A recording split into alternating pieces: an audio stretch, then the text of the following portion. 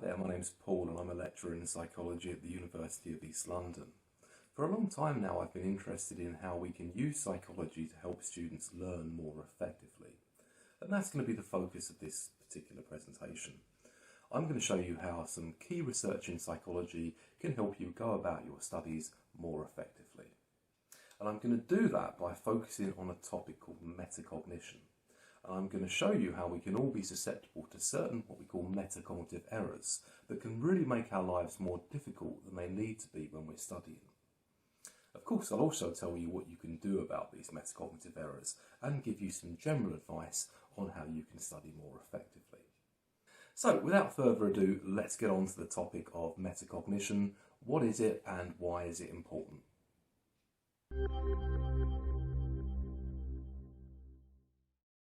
Wile E. Coyote, super genius. I like the way that rolls out. Wile E. Coyote, super genius.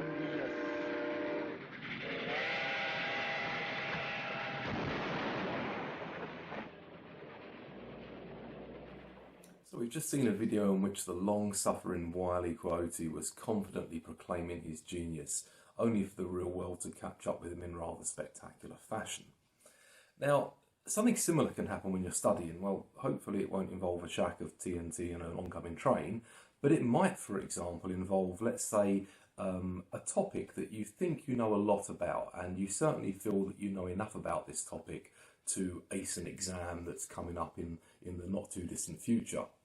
Well, what happens if you get to that exam and suddenly you open the first page and then you realise your confidence in your knowledge was completely misplaced and you don't know nearly enough to do well?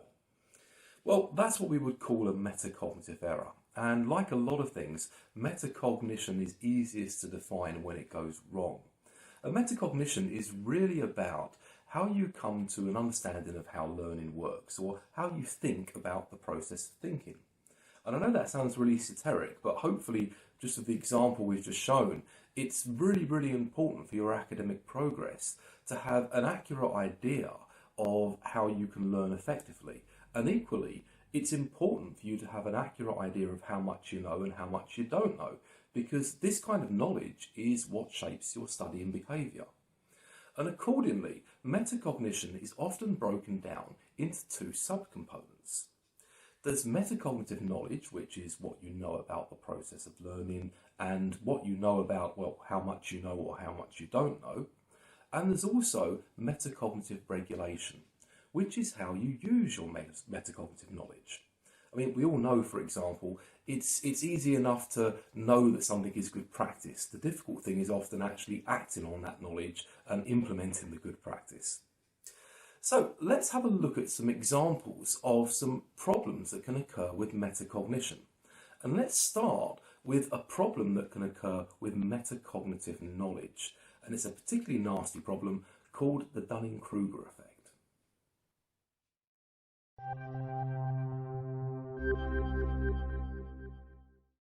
Will you shut up? Wait a minute, that word you keep calling me? Ignoramus? Ignoramus? It means I'm stupid, doesn't it? There's a difference between ignorance and stupidity. Not to me there isn't, you Homer? ignoramus. You're the ignoramus. Homer. No, you are. Homer, would you like to present your rebuttal? With pleasure.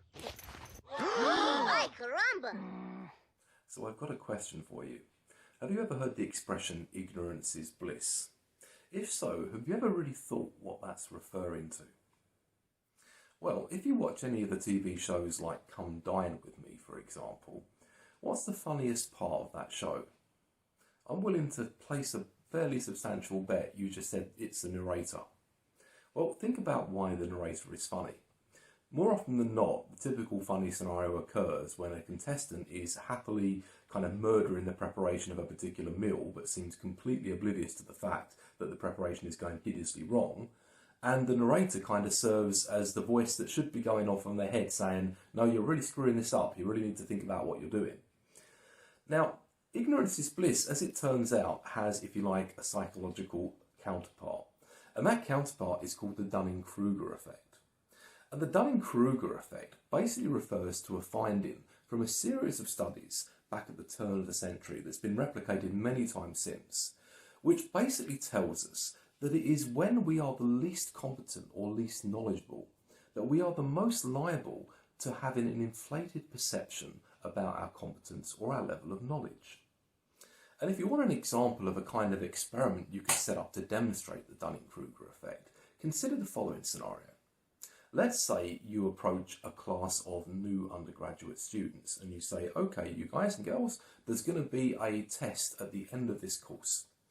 And what we're going to ask for you to do is predict how well you think you're going to do on this test. So of course the test comes around, the students complete the test, and then you say to them, okay, what we're going to do now is we're going to compare what score you thought you'd get to the score you actually got.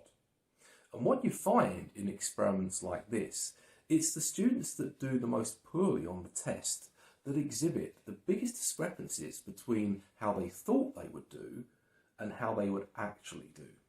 And how they actually do is always significantly lower than how they thought they would do. Hence, ignorance is bliss. Now, the way that you avoid this problem when you're studying is you kind of make a resolution to yourself that you won't rely on your intuition when it comes to making judgments about how much you know about a particular topic. Rather, a much better way of assessing your knowledge on the topic is to do what psychologists refer to as retrieval practice. And this can be as simple as just reading part of a chapter, for example, putting that book or whatever source you're using to one side, and then trying to recall a small part of that in your own words. And of course, if you can do that, then that's evidence that your subjective impression about your level of knowledge has some basis in the real world. If you can't do that, well, that's your cue that you need to hit the books again. Now, having reviewed one significant source of error when it comes to metacognitive knowledge, let's move on and have a look at another metacognitive error that concerns metacognitive regulation.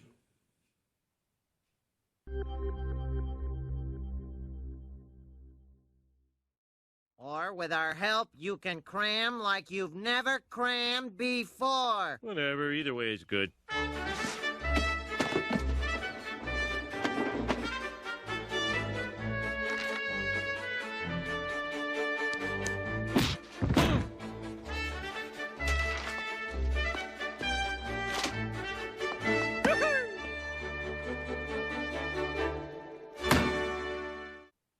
So I'm going to invite you to do a thought experiment with me. What I'd like you to do is think of what study practices you would write down if I asked you to make a note of the study practices you use most regularly. Now, I wouldn't be surprised if this list contains something like, I reread my sources repeatedly as a go-to study strategy. Equally, I wouldn't be surprised if the list didn't contain something like I test myself on my knowledge frequently, or retrieval practice as we call it in psychology. And the research that's been done on student study habits points to a metacognitive regulation error. And that error is that students that use effective methods of studying are actually the exception, not the rule. Now, if you were to audit your studying behaviour against the table that I'm going to put on the screen, what I'd invite you to do is look at exactly how many of the different studying practices are highlighted in that table as red and being of low utility, which means their use isn't supported by the psychological literature. And if the response to looking at that table is, blimey, a lot of the things I do to study have been identified as low utility, then you need to start thinking about changing the way that you approach studying, because at the moment you won't be getting the best out of your efforts. Now, I think the reason and the take-home message from this particular failing in metacognitive regulation is that it's very easy to conflate things that seem, easy and straightforward to implement with things that are effective. I.e., the temptation is to think, well, rereading something repeatedly is really easy to do, therefore it must be an effective way to learn. But actually, more often, learning works much more like going to the gym, i.e. you've got to sweat a bit for, it to work for you. So, if you're using study strategies that, make you question your knowledge, make you respond to feedback, make you think about the material more in depth, then you're much more likely to get more out of your efforts to study. even though it will probably feel a bit worse when you're doing it. So, having looked at that particular metacognitive regulation error, let's move on to the next part of the video, where we'll consider some more errors that people make when they're studying and how you can overcome those errors. Okay, units, travel plans. I need to be in New York on Monday, LA on Tuesday, New York on Wednesday, LA on Thursday, New York on Friday. Got it? Got it. So you want to work here. What really makes you think you deserve a job here? Well, sir, I think on my feet I'm good at figures and I have a sharp mind. Excellent. Can you start on Monday? Yes, sir, absolutely, without hesitation. Congratulations. Welcome aboard. Wonderful, wonderful, wonderful. And in conclusion, Jim, Bill, Bob, call Fred, Load, Dork, 8 and 10. Business is business. And as we all know, in order to get something done, you got to do something. In order to do something, we got to get to work. So let's get to work. Thank you for taking the meeting. So in this section of the video, we're going to have a look at a couple of metacognitive errors that can make your life much more difficult when it comes to planning your studying related activities. The first of these metacognitive errors is something called the planning fallacy. Now, the planning fallacy refers to a tendency that we all have from time to time to underestimate how long it will take to get things done. So for example, if I were to walk into a class of final year undergraduates now and say to them, okay, I want you to give me a worst case scenario estimate of how long you think it will take you to complete your final year project, there's a very good chance that the estimates they would give me would still significantly underestimate the amount of time it would eventually take them to do their projects. Now, of course, knowing the planning fallacy exists is all well and good, but what you really want to know is how to avoid it. Now, to illustrate how you can avoid the planning fallacy, let's just go through a kind of thought experiment. Let's say I'm about to give you, or I am going to give you an essay. And let's say that you give yourselves 24 hours to do that essay. Now, in thinking about a task, what you often do, or what you might do, is prepare like a to-do list. The problem is, this to-do list often completely underrepresents the complexity and the size of the task at hand. So if your to-do list for doing an essay consists of 1, write essay, 2, end of list, well, 24 hours seems intuitively, I guess, more than enough time to, get that list done. But if you break that essay down into its sub-components, if you like, or subtasks, or what we call in psychology, unpack the task. I'll put an example of what that might look like on the screen now. I think you'd probably agree that looking at that list of tasks, suddenly the act of writing an essay in 24 hours seems completely improbable. Now, that's what we call unpacking. And unpacking works because when you unpack a task, it's much more difficult to kid yourself about the size and the complexity of that task. And the bigger the task, the more you'll benefit from unpacking it. And typical experimental kind of tests of unpacking would involve, for example, asking participants to estimate how long they think it will take to get a task done, but they'll divide the participants into one of two groups. One of the group of participants will unpack the task before they give the estimates. The other group of participants will unpack the task after they give the estimates. And sure enough, it's the participants who unpack the task before they give the estimates that are much more accurate in predicting how long that task will take them. In the next section of the video, we'll have a look at another metacognitive error that can really interfere with your ability to understand what the expectations of a particular academic task are, and thus meet those expectations effectively.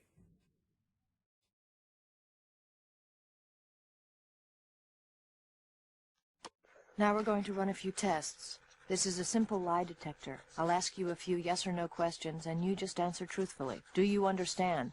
Yes. And this metacognitive error is called the illusion of knowledge. And the illusion of knowledge refers to a tendency that we can all have to read a piece of information and get an erroneous idea of how much of that information we've actually understood. And there was a really good study that demonstrated this very clearly back in the 80s by Glenberg et al. And what they did is ask psychology students to read passages of text.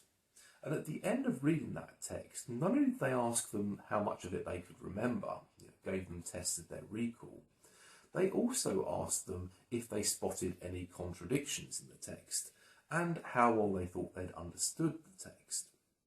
Now, of course, the text had been manipulated by the experimenters such that it contained particular contradictions which anyone that understood the text should have spotted. Surprisingly, however, in a good proportion of cases, the students reported having a really good understanding of the text, despite the fact that they were completely unable to spot what were some fairly glaring contradictions.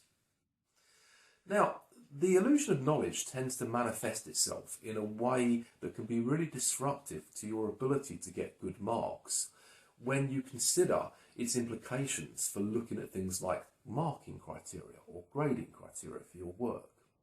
It's very easy to look at grading criteria and to see parts of it, like the bits that say, your work must be relevant, for example, and think, oh yeah, I know what that means, I understand that. But actually, that's not a good indication that you do understand what that particular marking criteria means. A good way of assessing whether you really understand marking criteria or not is to look at the examples given by Sadler back in the 1980s. And his argument was, it's no good just reading marking criteria and saying, I think I understand this. You have to be able to demonstrate that you can use that marking criteria to improve the composition of your work. So, for example, you have to ask yourself one of three questions. Well, actually, all three questions. The first is that for any particular marking criteria, do I understand what a good exemplar of it would look like? So if you're looking at the marking criteria of relevance, well, do you know what a particularly relevant passage of work would look like? The second thing is, okay, well, if you know what would be a good exemplar of, let's say, the criterion of relevance, could you then use that exemplar to compare it to your own efforts and judge how well you've done? If the answer to that question is yes, you move on to the third question, which is, okay, well, let's assume you can recognise a good exemplar of work. You can use that in comparison to your own work to identify where you might be falling short or doing well. But can you use that comparison to then inform the way you go about making improvements to your own work? And I think you'd have to agree that's a much more kind of complicated series of propositions and a way of evaluating whether you really understand marking criteria than just simply asking the question, do I think I understand the marking criteria? Now, one way that you can improve your ability to use marking criteria is, well, practice. And you might say, well, how can I do that? Well, quite simply, you make sure that your first priority when you're set a piece of work or a particular academic task is to retrieve the relevant marking criteria. You then perhaps look for examples of similar work that you might have done in the past, and you use that marking criteria or you apply it to examples of your own work. Equally, you'll often find that for any particular type of academic work, the tutors will put exemplars of previous work that's been, submitted or good practice up online or make it available in class. And obviously you can use the marking criteria to evaluate that kind of work too. But the key thing is you need practice in the application of marking criteria to the work in question to enable you to understand it. And understanding marking criteria means you become much less dependent on tutors to tell you whether what you're doing is good, and you become empowered to accurately evaluate your own work, which of course is where we want you to get to.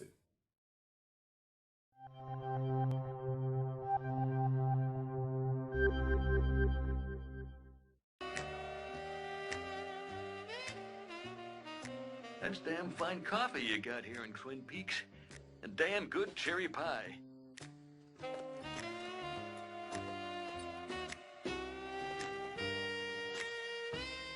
Brilliant. I have absolutely no idea what's going on. Hi there. So we've just seen a video in which Homer Simpson capably demonstrates something that psychologists refer to as the guru effect. Now, the guru effect refers to those occasions when we prematurely assume that something that is difficult to understand must be difficult to understand because it's inherently very wise or very profound. When in point of fact, when you think about it, something that is difficult to understand, well, might be difficult to understand because it's nonsense or because it hasn't been expressed very clearly. Now, there was a good study about this by Penn et al. In 2015. And in their study, they asked undergraduates to review a series of phrases. Some of these phrases were common expressions that are supposed to convey wisdom. such as too many cooks spoil the broth. Other phrases had been randomly generated by a website, and they often used words that sounded quite sophisticated and sort of jumbled them together in a way which sounded good but didn't make any sense. An example might be wholeness quiet infinite phenomena. Again, superficially sounds good but really doesn't make any sense. And of course you'd hope that the undergraduates would be successful in spotting and distinguishing the nonsense phrases from the ones that actually contained real wisdom. But unfortunately that wasn't the case. They'd been duped by the guru effect. Now, of course, knowing that the guru effect exists is one thing, but what you really want to know is, okay, well, what causes it, and can I exploit it, by making my work sound better in the hope that I'll get better marks?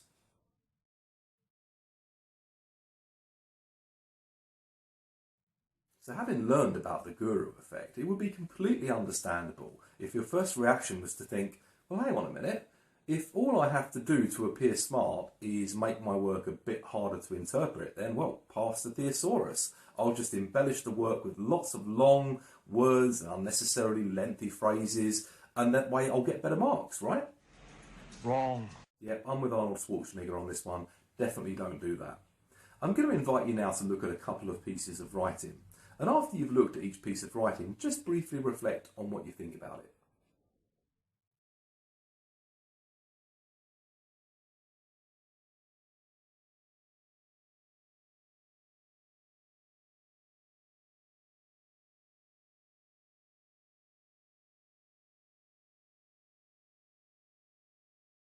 Now you might think that tutors, upon receiving a piece of work that had been articulated in this way, would think, wow, this person is clearly a genius and I should give them a very high mark.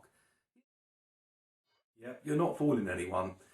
Let's have a look at another example of writing which makes the same point as the previous example, but does so using much more straightforward language.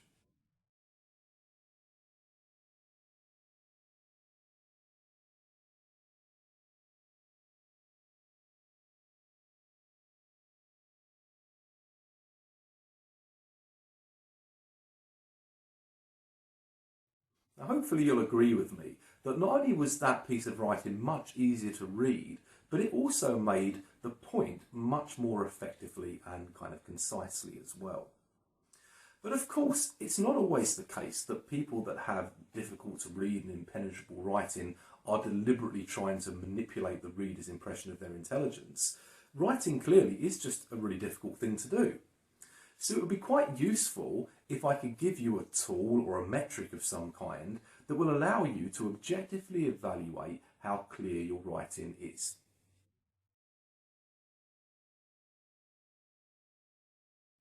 If you want to objectively assess how readable your work is, then you could do a lot worse than looking at the Fleece readability score. And you can find this in Microsoft Word. It's actually part of the spell check functionality. Every time you run a spell check, you'll get that little dialog box that kind of summarises the results of the spell check. And one of those results will say something like Fleece readability score, and that's the one you're after. Now, just to help you interpret this score, the Fleece readability score is basically a score that indicates the level of education that your readers would need to readily understand your composition. Now, being an undergraduate, you're looking to compose work that would be readily understood by the intelligent but uninformed person, i.e. someone who's at a similar level of educational attainment that you are right now. And that means you'd be looking to achieve a score between 30 and 50. The closer to 50 you get, the easier it will be to read for the intended audience. Now, if you get a low Fleece score and you think, well, this indicates that I really need to improve my work in terms of its readability, there are a few things you can do. The first is to look at your use of terminology. If your work is laden with terminology that really isn't necessary and is only really there to make your work sound better, then, well, you know what to do.